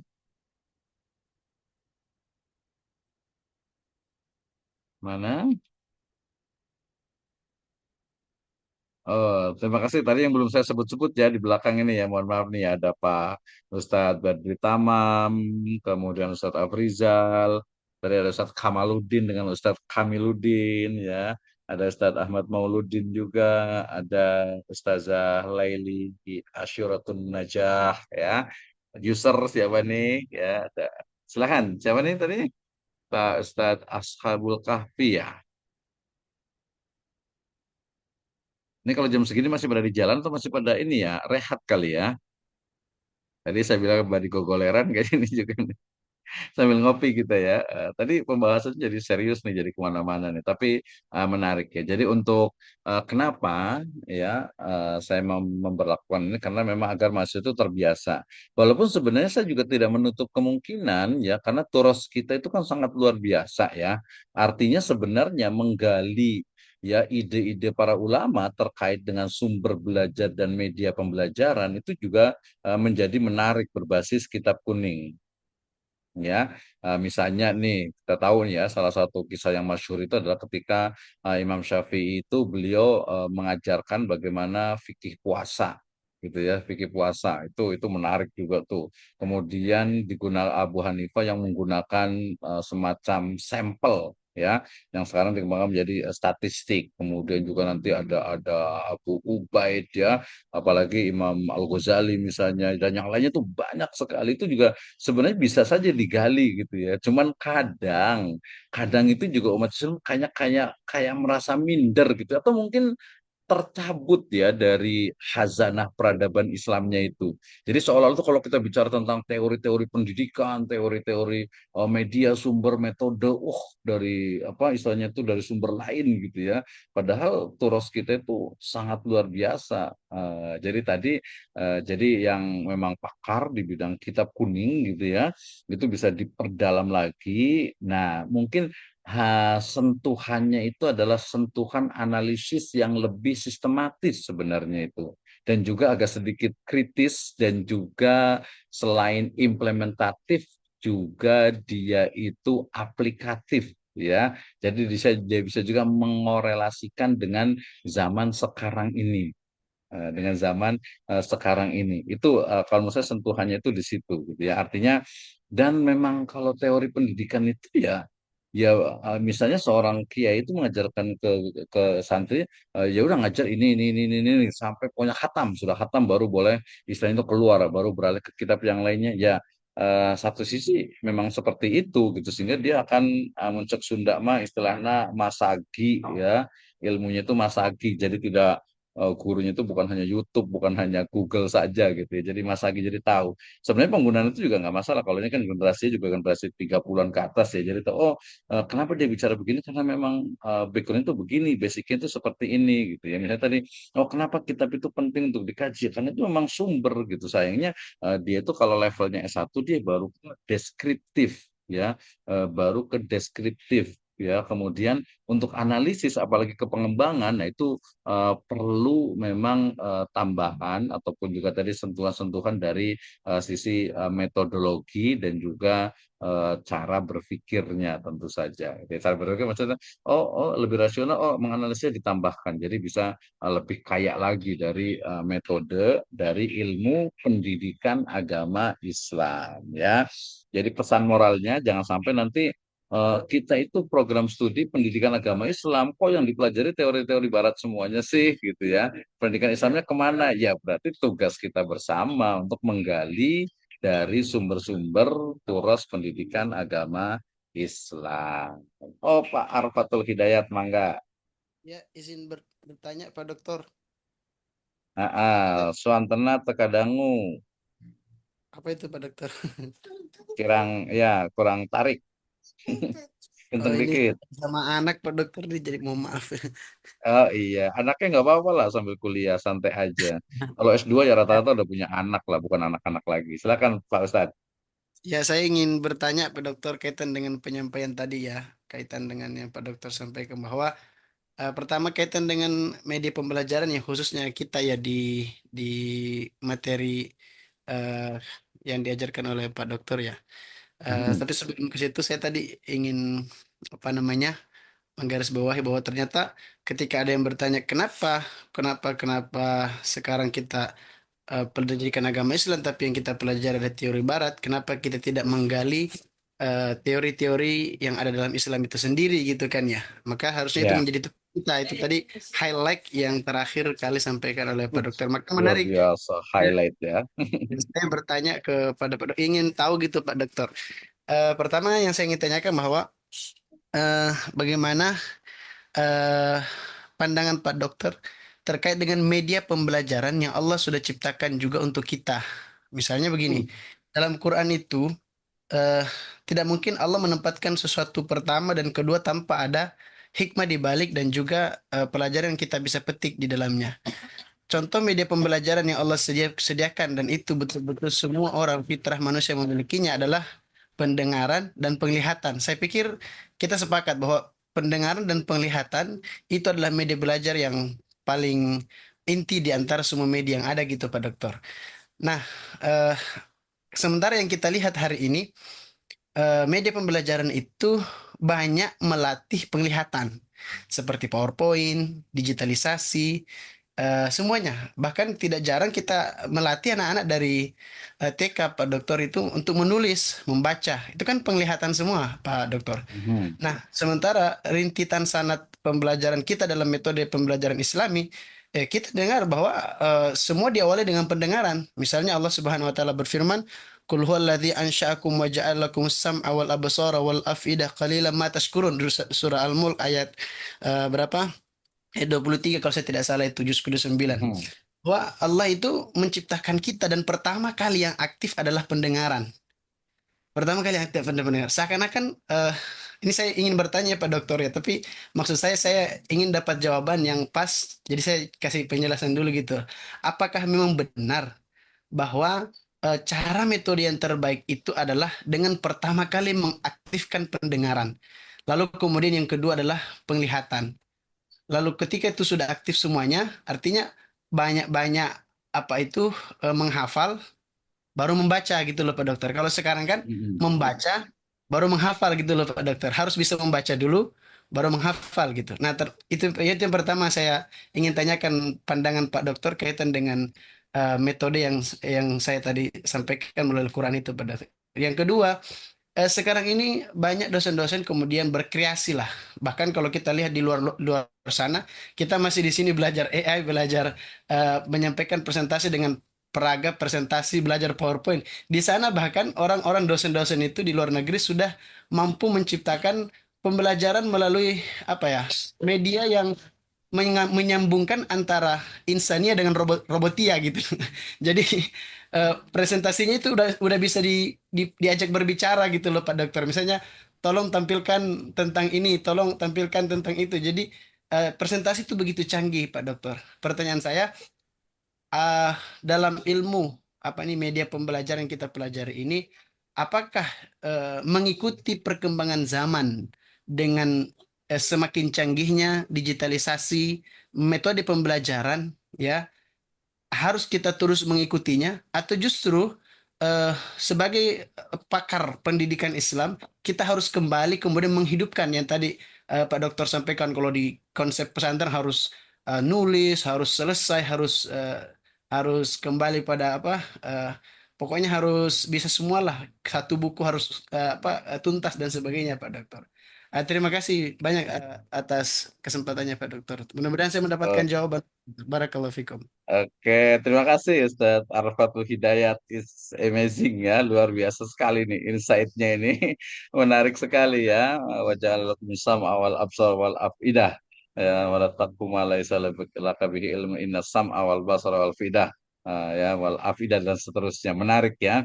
Nah, kalau dosen tuh biasanya lebih banyak berbicara tentang metodologi ya sebelum ke produk akhir gitu ya. Artinya apa? Nanti Pak Ustadz Arfatul boleh buka nih dalam surat Al-A'raf ayat ke 179 sebagai perbandingan. Ya, yang lain juga boleh buka surat Al-A'raf ayat ke 179. Kita lihat ya. Baik, saya bicara dulu tentang metodologi dalam memahami ya. Jadi bagaimana dalam memahami teks itu memang sering sekali ada dua istilahnya itu pendapat lah ya. Dua pendapat. Secara pertama adalah secara tekstual, yang kedua adalah secara kontekstual gitu ya. Tekstual berarti memang betul-betul secara urutan, gitu kan ya, secara urutan. Yang nama inna sam'a pendengaran, wal basor, wal absor penglihatan, kemudian fuad hati, gitu ya. Nah itu tekstualnya berarti dia memang adalah berurutannya, gitu ya. Itu yang pertama. Yang kedua kalau secara tekstual berarti dia bukan hanya melihat yang ada saja, tapi biasa berdasarkan nanti ada tafsir bil ilmi. Dan kalau kita juga bandingkan dengan surat Al-A'raf tadi ayat ke-179 yang ternyata di situ justru konteksnya itu diawali dengan apa? Diawali dengan hati. Lahum qulubun la yaqiluna biha. Ya kan? Walahum ayunun la yubsiruna biha dan seterusnya itu ya. Walahum udhunun tapi ke telinga pendengaran. Justru penglihatan di situ Al-A'raf 179 itu di terakhir ya, di terakhir. Walaupun tadi kemudian pemahaman terhadap pendengaran ya dengan konteks bahwa pendengaran itu sebagai awal dari wahyu, karena wahyu itu bukan dengan melihat tapi dengan iqra gitu ya. Iqra itu bukan hanya membaca tapi simaah ya, ikuti, ittabi gitu ya. Kemudian juga janin juga mulai dari pendengaran gitu ya, sehingga kemudian memiliki peran yang sangat penting dalam proses pembelajaran. Nah, kemudian apakah juga mengurangi dari level pendengaran, bahkan juga tadi hati gitu ya. Dikatakan itu yaumala yang faumalu wala banun illa man atallah biqalbin salim. Itu ada qalb, ada akal, itu menjadi hal yang penting ya. Kalau kesimpulan dari saya sih mungkin bisa jadi salah gitu ya. Jadi jangan diikuti gitu ya. Kita bisa melihat lebih komprehensif dari penglihatan, dari pendengaran, penglihatan, kemudian juga akal ya, dan juga hati yang itu menjadi memang alat ya, tool untuk memperoleh ilmu pengetahuan, dan itu dalam kajiannya tentu saja di filsafat ilmu. Gitu ya, kayaknya kemarin itu tuh, di filsafat ilmunya tuh dalam perspektif Islam. Ya, kita tidak menafikan bahwa pendengaran itu menjadi hal yang memang disebutkan banyak beberapa ayat bahwa itu menjadi penting dari mulai pendengaran. Makanya dalam Islam itu kan ada simaah ya, ada tahfidzul Quran itu kan rata-rata selain juga dengan melihat, ada juga dengan apa, memang rata-rata mendengarkan. Ya, pendengaran itu dalam konteks apa, orang-orang yang apa, berkebutuhan khusus misalnya gitu ya, mereka juga memang kekuatannya itu di pendengaran. Sebenarnya termasuk saya juga. Saya itu kalau menghafal Al-Quran gitu ya, makanya saya buat beberapa video itu pakai bahasa Arab itu karena kalau saya sendiri lebih kuat pendengaran daripada penglihatan ya. Ini statement pribadi saya gitu. Saya lebih hafal ketika mendengar, saya itu biasanya lebih kuat dan lebih cepat masuk gitu daripada melihat gitu ya. Nah, itu ya. Jadi kesimpulannya betul bahwa pendengar itu memiliki apa istilahnya itu ya, kita sebut level yang lebih tinggi, tapi juga tidak menafikan dari penglihatan, akal, dan juga hati. Bahkan nanti mungkin akal dengan hati oleh beberapa perspektif lain itu dianggap lebih kuat daripada pendengaran ya, walaupun awalnya dia adalah ya dari mendengar, atau mungkin dia juga dari membaca ya, karena tadi membaca juga konteksnya kan sebenarnya bukan hanya atau melihat basor itu ya, absor itu kan bukan hanya ro'a itu, bukan hanya ro'yun, bukan hanya ro'yun sendiri, bukan hanya melihat dengan mata kepala gitu, tapi juga dengan mata hati kali ya. Enggak ya, dengan inilah, kalau dengan ilmu lah ya, dengan penglihatan ya hati, punya mata, dengan mata hati gitu ya. Nah, itu menjadi hal yang menarik gitu. Nah, kemudian kalau tadi kaitan dengan bagaimana dalam aplikasinya? Ya, kita lihat sebenarnya lebih dominan mana, ya, lebih dominan mana. Jadi mungkin ya masing-masing orang itu memiliki tadi kekhasan, memiliki karakter masing-masing. Apakah dia auditori, atau mungkin dia vision, atau mungkin juga dia lebih cepat itu kalau langsung learning by doing gitu ya. Nah, itu juga berbeda-beda. Nah, kemudian tadi kalau yang kedua itu kaitan dengan digitalisasi dengan media ini seperti sekarang ini nih. Ya, ini ya perlu terus ditingkatkan. Kalau menurut saya ini punten pisan, mohon maaf sekali nih ya, sambil azan ya.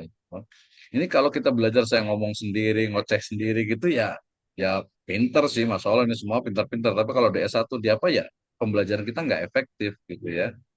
Kurang efektif ya, mungkin bukan tidak tapi kurang efektif ya, karena mendengar syukur direkam juga belum tentu didengar lagi gitu, tapi minimal oh iya Pak Dokter Misal kan bilang begini-begini, itu ya. Ustadz siapa tadi, Ustadz nggak kelihatan di sini nih ya, di nomor 2 nih Ustadz Arfatul Hidayat ya. Jadi saya lebih melihat bahwa bagaimana sebenarnya pemahaman secara multi perspektif ya terhadap nas, terhadap teks, terhadap konteks itu juga menjadi hal yang penting, sehingga kita tidak memahami sesuatu secara parsial saja, memahami secara tekstual dari sebuah ayat, kemudian juga dilengkapi atau juga ditambahkan dalam konteks tertentu dengan kontekstualnya, itu juga menjadi hal yang sangat penting agar pemahaman kita minimal mendekati yang lebih komprehensif ya. Karena kalau yang parsial itu akhirnya ya tadi seperti katak dalam tempurung tadi yang sebelumnya ya, bahwa ya tapi walaupun demikian ya mereka pasti akan melihat oh iya gitu ya.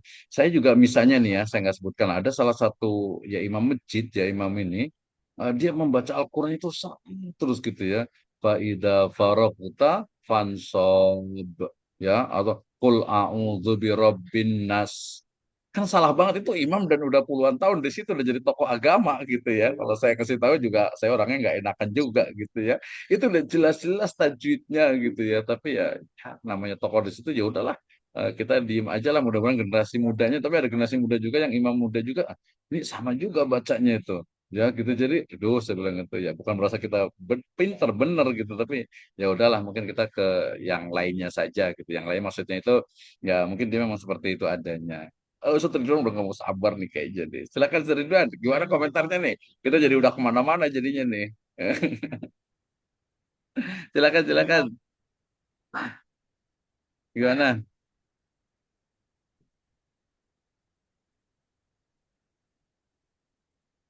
Iya, tadi ada yang belum ini, yang presentasi udah siap belum ini? Halo, assalamualaikum semuanya. Tuhan jadi ngomong sendiri saya jadinya nih. Ya, lanjut Ustaz Taufik, silakan. Sudah datang belum nih Ustaz Ashabul Kafinya nih? Oh, sudah azan Ustaz. Pak Dokter. Ya, nggak apa-apa. Alhamdulillah di sini juga udah tadi sih ya.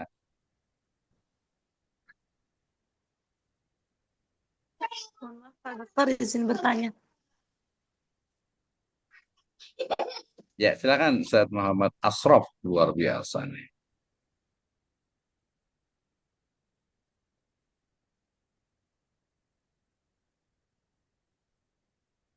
Silakan Ustaz Muhammad Asraf. Mungkin kalau ada yang mau sholat dulu juga boleh dipersilakan ya.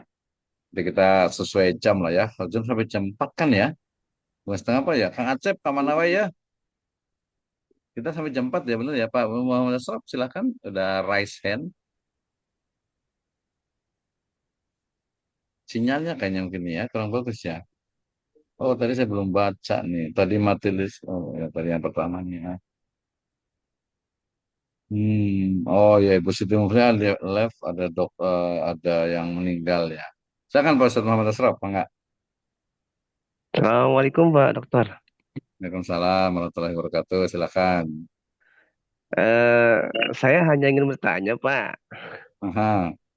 Saya kan dari kemarin itu dari kelas offline, AA. dan saya pindah sekarang ke kelas online karena memang tempat ya yang kemarin saya di kota sekarang sudah lumayan ke Nanggung ya, jauh lumayan gitu. Ke ke Ya, pelosok lah lanjut. gitu. Mm-mm. Nanggung deket lah. Nanggung udah jadi kota sekarang itu. Cuman saya ke arah Pongkor lagi ya, ke arah Pongkor gitu. Iya, nggak apa-apa. Lanjut terus gimana? Ah, mengenai apa ya, hal-hal kayak semacam ujian atau UTS atau eh, apa, ujian-ujian lah gitu. Tugas-tugas tuh gimana Pak dosen? Kan saya baru di online ini. Oh ya, nggak apa-apa. Gampang lah itu mah. Kalau kita insya Allah di sini digampangkan, nggak usah dipikirkan. Mendingan pikirin yang lain aja lah buat cicilan gitu ya. Alhamdulillah nggak punya cicilan Pak dosen. Masya Allah. Iya udah lunas sih ininya ya Alhamdulillah. Ya nanti koordinasi aja dengan Hmm, koordinator di sini. hmm, Ada Pak hmm, Ustadz Muhammad Taufik Rozak, Ustadz hmm, Taufik Fatur Rozak kalau nggak salah itu ya. hmm, hmm, Ini hmm, kan juga sebagian masih ke UTS ya. hmm, Kalau hmm. mata kuliah saya insya Allah nggak susah lah. Nanti tinggal komunikasi aja dengan saya ya. Sama Oh gitu. lanjutkan tadi mungkin nanya ke itu ada yang kelompok yang belum presentasi. Kemudian nanti Siap buat Pak sendiri dosen. juga nggak apa-apa juga Hmm, ya. Nanti Pak siap, Taufik ya ini ya kalau nggak salah itu ya Pak referensinya. Oke ya, siap, koordinatornya ya. Oke, kemudian siap, tadi yang penting juga, udah cukup ya Pak Muhammad Asraf ya. siap, siap, sudah Mbak. Oke, tadi saya mau sampaikan, khawatir lupa gitu ya. Jadi mindset kita untuk kuliah, terutama S2 ini juga penting ya menurut saya ya. Lagi-lagi menurut saya gitu ya. Kenapa? Karena jangan sampai ya, kadang yang offline juga kadang masih belum terbiasa mengungkapkan ide gagasan, apalagi kalau agak kritis gitu ya. Apalagi ini yang online gitu ya.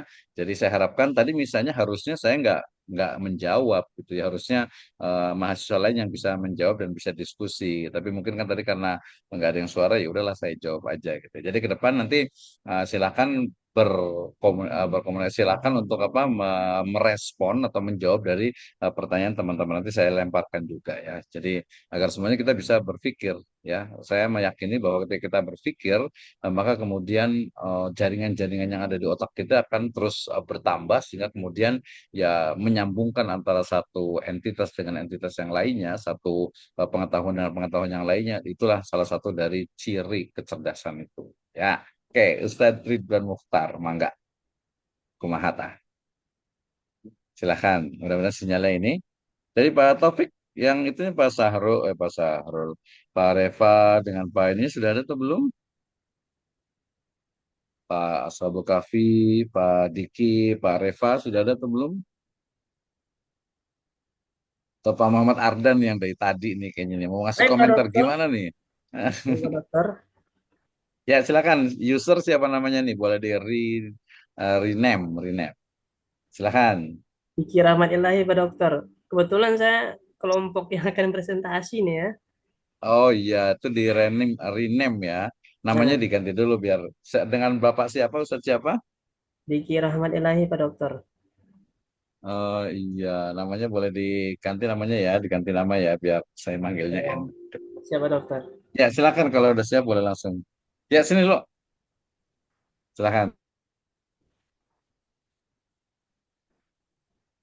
2 menit lagi, Pak Dokter ya.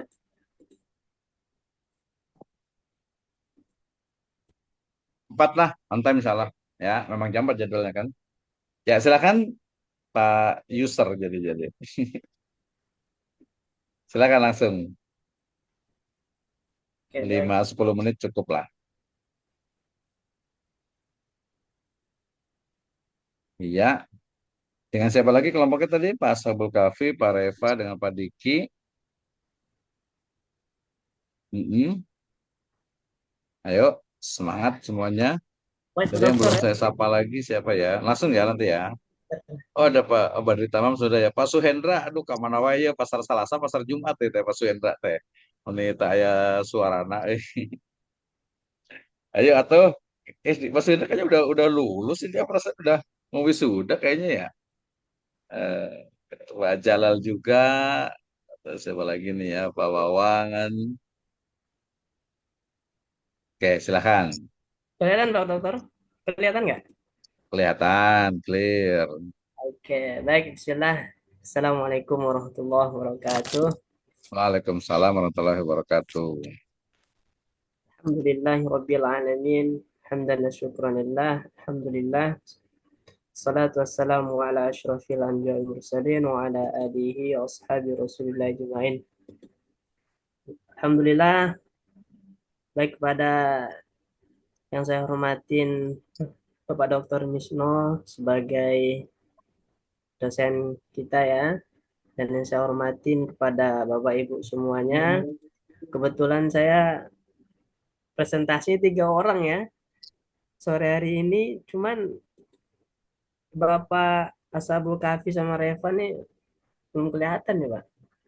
Iya, ya, Pak Diki ya. Jadi saya mulai. Ya udah lanjut aja. Langsung aja lah 5 menit cukup. Nah, baik, saya dari kelompok 7 akan mempresentasikan hasil yang saya diskusikan dan juga yang saya buat ya. Pada kesempatan kali ini saya akan membahas tentang pengembangan sumber belajar dan media pembelajaran pendidikan agama Islam PAI di sekolah. Nah, yang pertama itu adalah latar belakangnya. Jadi pendidikan agama Islam PAI tidak hanya bertujuan untuk memberikan pemahaman kognitif semata, tetapi juga untuk menanamkan nilai spiritual, moral, dan sosial dalam kehidupan peserta didik. Oleh karena itu, proses pembelajaran agama Islam harus dirancang semenarik dan seefektif mungkin ya, dengan dukungan sumber belajar dan media pembelajaran yang tepat. Karena kalau kita mengajar yang kita gunakan hanya berpatokan pada buku aja misalnya, nah itu tidak akan menciptakan pembelajaran yang menarik dan juga pembelajaran yang disukai sama siswa gitu. Jadi kita harus membuat semaksimal mungkin pembelajaran yang dapat membuat siswanya senang dan juga pembelajaran itu efektif dan mudah dipahami. Nah, sekolah sebagai lembaga pendidikan perlu secara aktif mengembangkan dan memperbarui berbagai sumber belajar dan media pembelajaran agar materi agama Islam dapat disampaikan dengan baik dan menyentuh aspek efektif psikotorik siswa ya. Belum saya besarin ya. Salah ya. Oke, terus. Selanjutnya adalah pengertian sumber belajar. Sumber belajar adalah segala sesuatu yang dapat digunakan untuk membantu peserta didik dalam memperoleh informasi, pengetahuan, pengalaman, dan keterampilan dalam proses pembelajaran. Pengertian selanjutnya adalah media pembelajaran. Media pembelajaran adalah alat bantu yang digunakan oleh pendidik dalam menyampaikan materi agar lebih mudah dipahami siswa. Media dapat membentuk visual, audiovisual ya, maupun digital interaktif. Selanjutnya adalah fungsi dan manfaat. Jadi apa fungsi dan manfaat sumber belajar dan pembelajaran ini? Yang pertama adalah sumber belajar dan media pembelajaran berperan dalam yang pertama itu meningkatkan motivasi belajar, misalnya. Nah, yang kedua adalah mempermudah pemahaman materi. Yang ketiga, menyediakan variasi dalam proses pembelajaran. Dan yang keempat, memfasilitasi gaya belajar yang berbeda.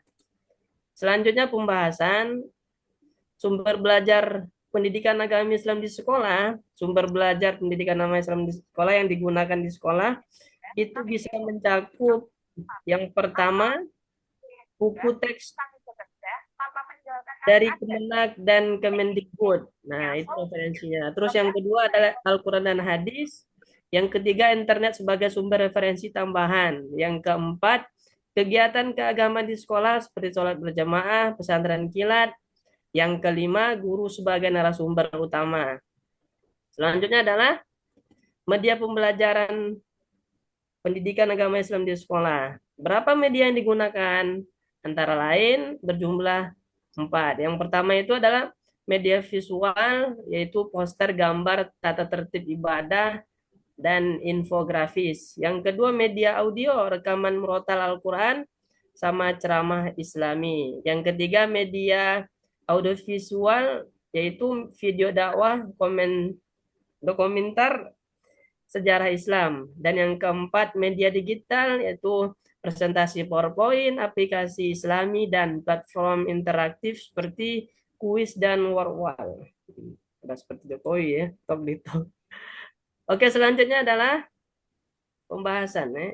Ini udah tadi.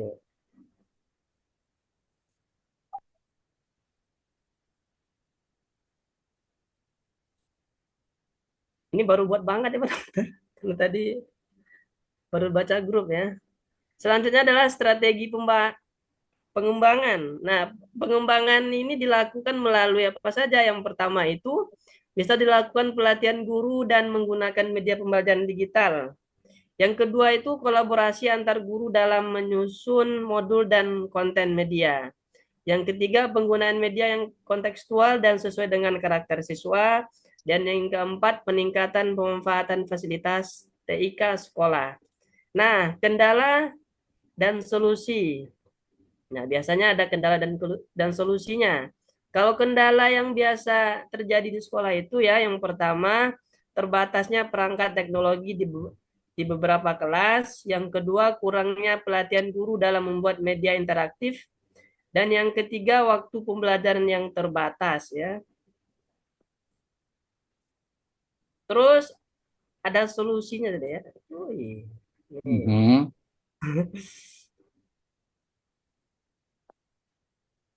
Solusinya adalah yang pertama, sekolah menganggarkan dana khusus untuk pengadaan media. Yang kedua, kalau punya duit ya.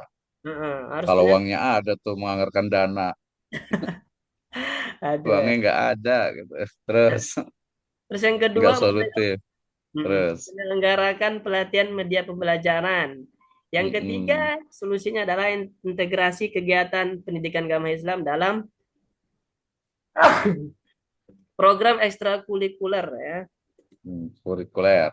Terus selanjutnya ada kesimpulan. Kesimpulan ini adalah pengembangan sumber belajar dan media pembelajaran pendidikan agama Islam di sekolah merupakan langkah penting untuk meningkatkan kualitas pembelajaran. Sumber belajar yang variatif dan media yang menarik dapat membantu siswa memahami nilai-nilai Islam secara lebih kontekstual dan aplikatif. Sekian yang dapat saya sampaikan ya dengan keterbatasan ilmu ya Pak Dokter ya. Soalnya ini baru buat banget ini. Iya, itu presentasinya belum di save tuh. Masih Nah, presentation 1 ya. saya- Ini kalau kelompok dari mana gitu ya, nggak apa-apa lah, namanya juga belajar gitu ya, nggak apa-apa. Namanya harusnya bisa lebih kan bagus lagi kadang Pak memang Dokter manusia ya. itu kadang-kadang tuh harus dipaksa gitu ya. Iya. Saya juga kadang harus dipaksa gitu untuk belajar lagi gitu ya. Oke, terima kasih Pak Diki ya. Tadi belum di save namanya, tak lupa nih, Pak Diki Rahmatillahi. Terima kasih Pak Diki, ya luar biasa ya. Tapi nanti ya untuk level S2 perlu ditingkatkan ya, terutama nanti dari sisi eh, apa objek ya, dari sisi lokasi penelitian. Jadi Pak Diki ngajar di mana, kegiatannya apa boleh tahu? Kalau sekarang ngajar di Taskia Pak Dokter. Oke, kalau ngajar lebih bagus berarti ya. Jadi Eh, nanti kalau ngajar itu berarti nanti arahkan ini tadi jangan mengawang-awang ya.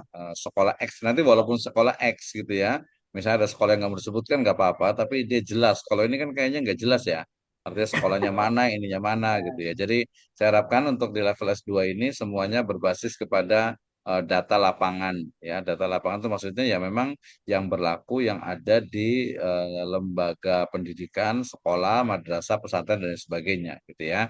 Jadi baik Pak jadi Dokter. nanti ketika bicara tentang mata pelajarannya, kemudian medianya, sumbernya itu memang betul-betul real, betul-betul memang ada gitu. Jadi bukan hanya perkiraan saja.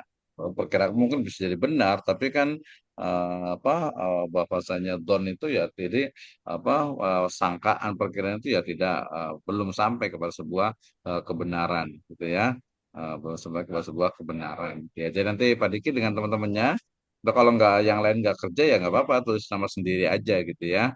Tulis nama sendiri kemudian nanti dijadikan sebagai tulisan untuk nanti artikel jurnalnya. Jadi judulnya adalah pengembangan sumber belajar dan media pembelajaran pendidikan agama Islam di sekolah atau di kelas X, sekolah X gitu ya. Tapi sekolah X dengan apa, kelas X-nya itu harus jelas ya. Harus jelas maksudnya memang ada sekolahnya, bukan perkiraan saja, bukan hanya teoritis saja. Oke ya, itu ya Ustaz. Ini ya sedikit ya, terima kasih banyak nih. Ya, jadi tadi biar kita nggak, kalau tadi kan ya memang standar kalau buat itu ya seperti itu gitu ya. Artinya sumber belajar dan media pembelajaran memang seperti itu ya. Itu yang S1 juga insya Allah bisa, tapi udah lewat lah level S1 ini. Gitu ya, sehingga kita tingkatkan sekarang dengan saya apakah mau di sekolah sendiri atau di sekolah orang lain terkait dengan penggunaan dari sumber belajar dan media pembelajaran. Penggunaannya bagaimana? Pertanyaan nomor 1. Pertanyaan nomor 2-nya itu adalah bagaimana pengembangannya ya. Jadi ada teori-teori tentang pengembangan. Kalau tadi pengembangan semuanya mesti dengan teknologi, dengan digital ya, apalagi tadi solusinya itu adalah yayasan atau lembaga menganggarkan dana ya belum tentu punya uang gitu ya. Itu tidak solutif gitu ya. Jadi solutif itu solusi yang solusi yang efektif lah, anggap aja solutif. Solusi yang efektif itu adalah yang didasarkan kepada pertimbangan dari apa yang berlaku, apa yang ada di lembaga terkait gitu. Jadi tidak asal menganggarkan, tidak asal membuat pelatihan juga perlu bayar gitu ya, sehingga ya tidak semudah itu. Mendingan memanfaatkan yang ada gitu ya. Kalaupun pelatihan mungkin siapa nih orang di situ yang memang sudah bisa, sudah pernah suruh ngajarin. Jadi pelatihannya dari ini internal gitu ya. Kalau dari eksternal kan berarti harus harus bayar. Nah, itu pentingnya kita memahami sebuah teori gitu ya. Sehingga kemudian rekomendasinya itu memang aplikatif ya. Rekomendasi itu berdasarkan kepada data, berdasarkan kepada teori, berdasarkan kepada memang hal-hal yang sifatnya itu ada di tempat tersebut. Nah, seperti itu ya, Ustaz Diki ya. Ya nanti saya akan perbaiki nanti untuk puasnya nanti itu diperbaiki, kemudian nanti nggak boleh di print, kemudian dikasihkan ke saya, kemudian nanti saya revisi, diperbaiki kembali. Seperti kemarin ada Pak Muhammad Taufik, Fathur Razak, ada Bu Eti Mariati, ada Pak Kusma Gumarang juga, ya grupnya Pak Acep kalau nggak salah nih. Pak Acep nggak ada suaranya nih, mana suaranya nih? Ya, kemudian siapa lagi kemarin Ada itu Pak ya? Dokter. Iya dong, harus ngomong nih suaranya nih. Ya, dan yang lainnya gitu ya. Ya kalau rumahnya jauh, ya bisa dikirim lewat email. Tapi kalau rumahnya dekat, ya lebih bagus. Ya istilahnya itu bisa ketemu langsung, bisa bawa print-printannya untuk UASnya. Ah, gitu ya. Kang Acep diantos pisan ya di kampus. Istirahat tuh pada ke kampus. Mhm, ya. Jadi biar nanti ada perbaikannya. Tadi Pak siapa ya? eh, Dulu siapa? Pak Muhammad Asraf ya. Jadi nanggung ya jauh di mata dekat di hati atau dekat di doa lah gitu ya. Nanggung ya bisa kekejar sehari inilah gitu ya. Gak apa-apa. Tadi yang penting mindset kita itu berubah. Mindset itu bukan berubah ya. Mindset itu kita perbaiki dalam hal pembelajaran online ini. Offline dengan online sama saja selama kita memang betul-betul bisa melaksanakannya dengan baik. Pak Ridwan Mukhtar, any question please? Your time. Ada atau ada Pak Diki Rahmat? Nah, Pak Diki Rahmat mau ada tambahan? Mhm. Oke, ya terima kasih banyak untuk semuanya. Sudah 49, oh, udah 50 ya. Nanti saya juga ngajar jam 4 lagi ngajar nih full time banget nih, full day ya. Ya, Pak Badri Tamam, terima kasih ya. Nanti WA gitu biar tahu Pak Afrizal, Pak Kamaludin, sudah ya Pak Irwan, Bu Laili ya. Dan yang lainnya. Jazakumullah khairan ala ihtimamikum. Kita tutup dengan hamdalah dan doa kafatul majelis. Alhamdulillahirabbil alamin. Subhanakallahumma bihamdika asyhadu an la ilaha illa anta astaghfiruka wa atubu ilaik. Wallahu muwaffiq ila aqwamit thoriq. Wabillahi taufiq wal hidayah. Wassalamualaikum warahmatullahi wabarakatuh. Waalaikumsalam Terima warahmatullahi kasih semuanya. wabarakatuh. Asatidz kiram. Terima kasih Pak Kita lanjut. Dokter. Mohon terima kasih. Ya, Terima kasih Pak Dokter. next 2 weeks ya, 20